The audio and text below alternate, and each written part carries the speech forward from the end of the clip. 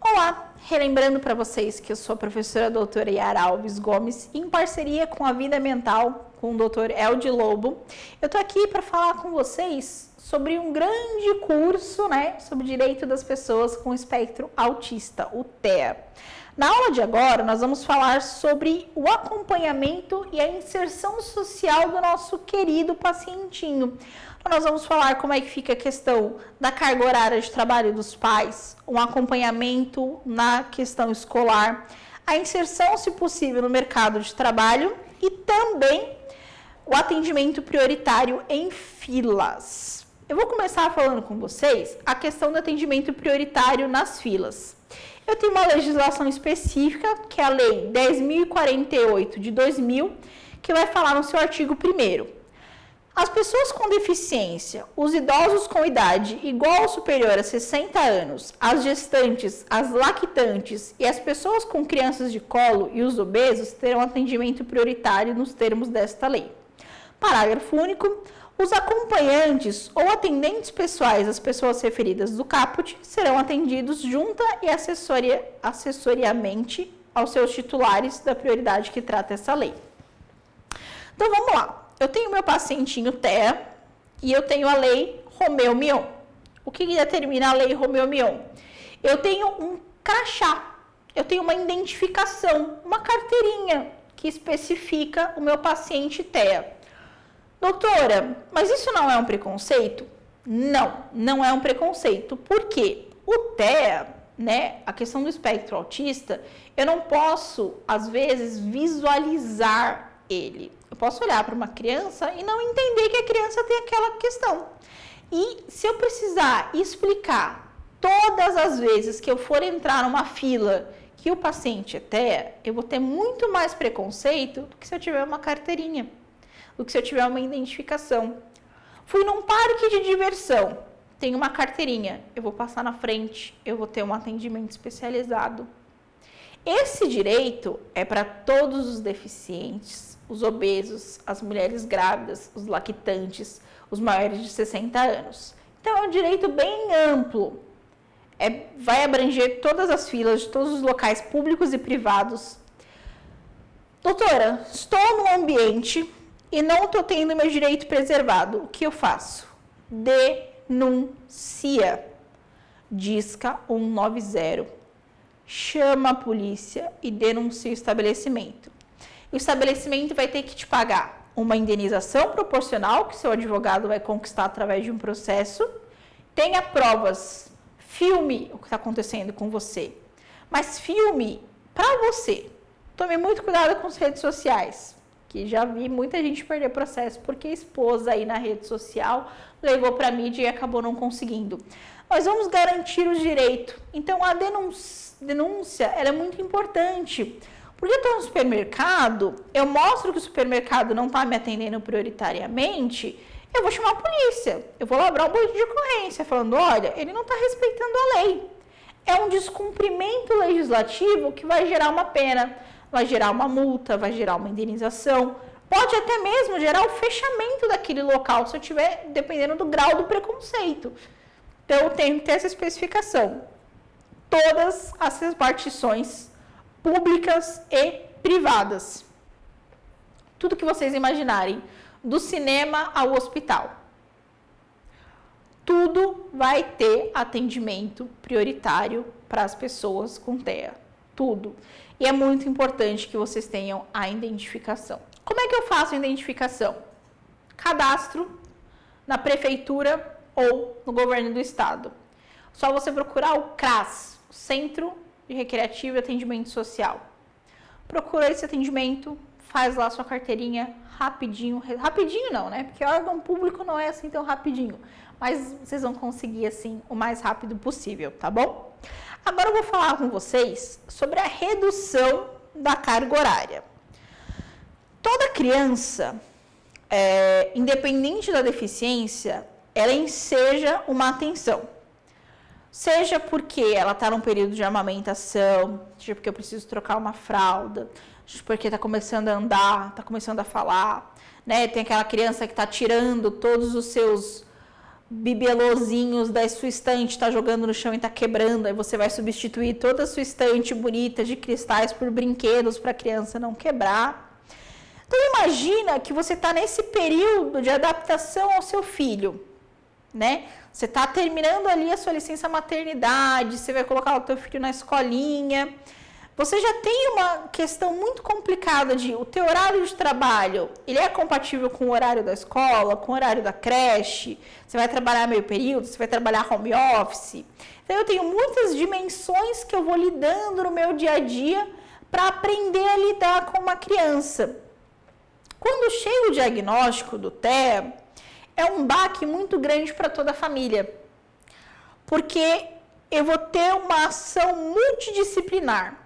Então, uma criança com espectro autista, ela vai ter uma terapia por semana, ela vai ter que ir ao psiquiatra a cada 30, 40 dias, ela vai ter que ir no fonoaudiólogo 1, 2 vezes por semana, ela vai ter uma outra terapia ocupacional, uma ecoterapia, por exemplo. Então, eu vou ter muitas questões nesse dia a dia, eu vou ter muito desenvolvimento, eu vou ter muitos outros lados. Então, como é que vai ficar esse cuidado? E se for uma mãe solo? Ela vai ter que parar de trabalhar? Ela vai depender do LOAS, que a gente falou na aula 2? Como é que vai ficar o sustento dessa criança se eu não tiver tempo para cuidar dela? E dinheiro para cuidar dela? Então eu entro num colapso nervoso. Acalmem-se.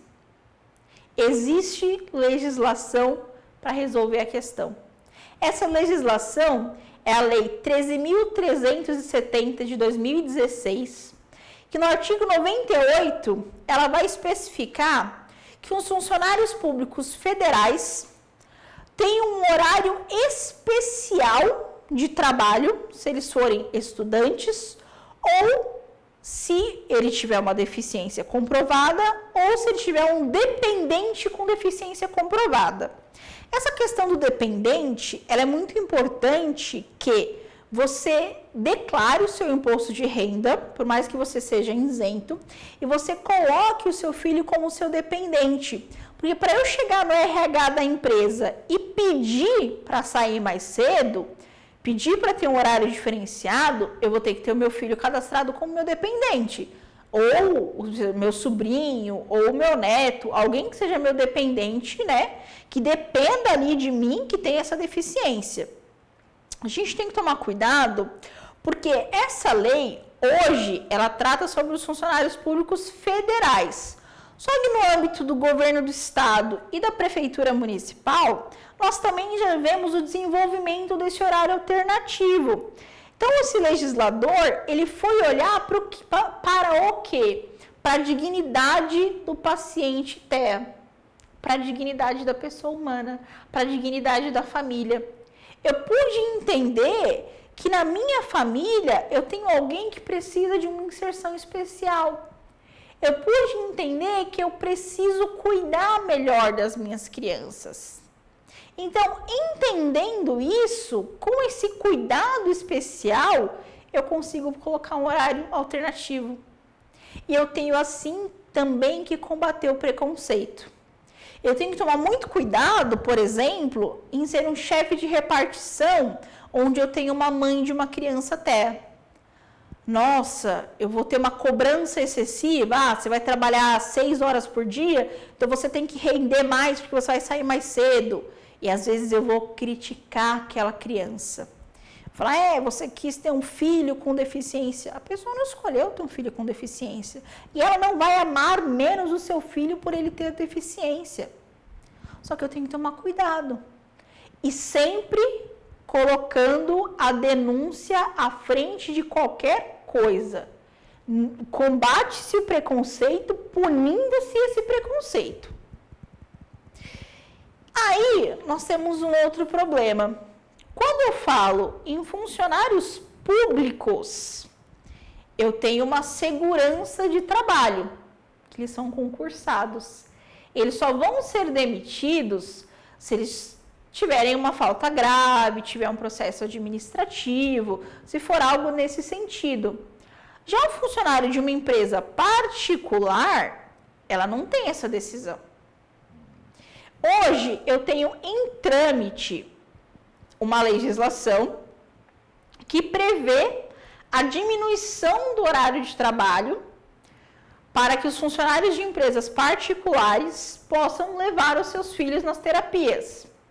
A justificativa de um horário diminuto não é que a pessoa vai exercer menos trabalho, não é que a pessoa é folgada, não é que a pessoa é preguiçosa, não é nada disso. É que ela precisa equilibrar o seu dia a dia. Imagine você trabalhar das 9 da manhã às 5 da tarde, ou às 6 da tarde, e ter que levar teu filho na terapia. Alguns profissionais não funcionam no período noturno. Às vezes eu vou ter que levar a criança no médico de manhã. Então eu tenho que tomar todo esse cuidado. Só que como eu não tenho uma legislação específica ainda para os funcionários da empresa privada, ao pedir no RH um horário diferenciado, pode ser que eu tenha, pode ser que eu não tenha. Então isso ainda está em aberto. Quanto maior for a empresa e mais compreensiva for a empresa, maior é a sua chance de ter esse horário reduzido, desde que você não reduza a sua produtividade. O que não vai poder acontecer em hipótese alguma, doutora? Em hipótese alguma, você vai poder ser demitido por preconceito. Cheguei para o meu chefe, comovida. Chefe, acabei de descobrir que meu filho é um paciente TEA e eu preciso de um horário diferenciado para cuidar dele. Tá bom, passa no RH e assina a sua demissão. Essa é uma demissão preconceituosa, que nós vamos levar esse caso para a Justiça do Trabalho, comprovar o preconceito, comprovar que a demissão se deu pelo laudo TEA, o laudo de qualquer deficiência, e pedir uma indenização em dano moral. O dano moral existe nesses casos e ele deve ser aplicado, porque eu tenho que garantir a igualdade. O preconceito com qualquer criança ainda é muito presente na sociedade brasileira, infelizmente. Então eu tenho um funcionário homem que é priorizado a funcionária mulher porque ela é engravida. Então, esse preconceito já é uma coisa que a gente precisa superar na nossa sociedade. Então, eu clamo para vocês, você é um empresário, contrate uma mulher. Não importa se ela está em período gravídico ou não. Não importa se ela vai engravidar ou não. Você também foi filho de alguém um dia. A sua mãe também teve que cuidar de você. O seu pai também teve que cuidar de você. E, principalmente, acolha. Tenha com seu colaborador um afeto, porque ele vai precisar. As mães que retornam da licença maternidade, elas também estão num período de se cuidar, de estar num primeiro distanciamento do seu filho. E eu só vou descobrir o diagnóstico de autismo posteriormente. Como eu falei para vocês no primeiro encontro, é muito difícil que nos primeiros 12 meses de vida eu tenha o diagnóstico de TEA. A mãe vai ficar com a criança até o 5º ou 6º mês de vida do menor. Depois ela vai voltar ao seu horário de trabalho. O pai vai estar no seu trabalho. A criança vai estar com o avô, com a avó, com um tio, uma tia, na escolinha, na creche. Então eu tenho que tomar cuidado de quando vai vir esse diagnóstico. A gente tem situações de um diagnóstico vai vir na fase adulta. Eu posso ter uma situação revertida no sentido de falar: chefe, acabei de descobrir que eu tenho autismo, com 30 anos. Eu preciso de uma terapia diferenciada.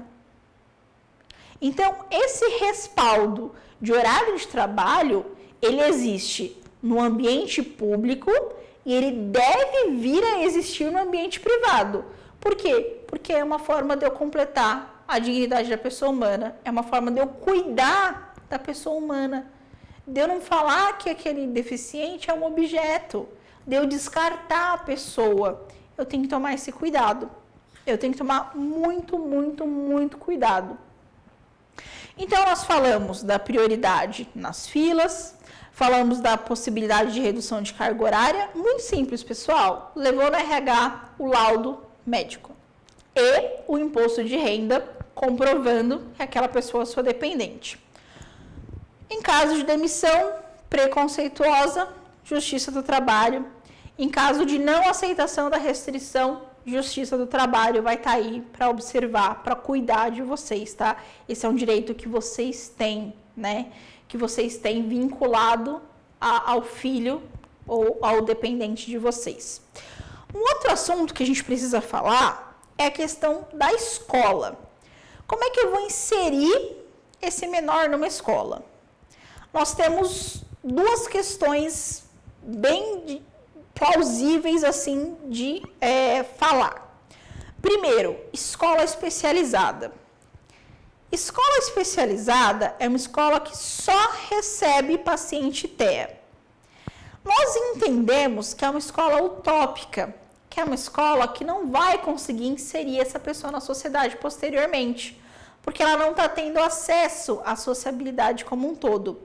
É importante, a depender do grau de deficiência da criança, do grau do autismo da criança, que ela tenha um acompanhamento numa escola especializada, porque ali ela vai ter um tutor individualizado, ela vai receber uma melhor instrução, ela vai conviver dentro da possibilidade dela, ela vai ter uma alimentação diferenciada, tudo isso vai ser visto de uma outra forma.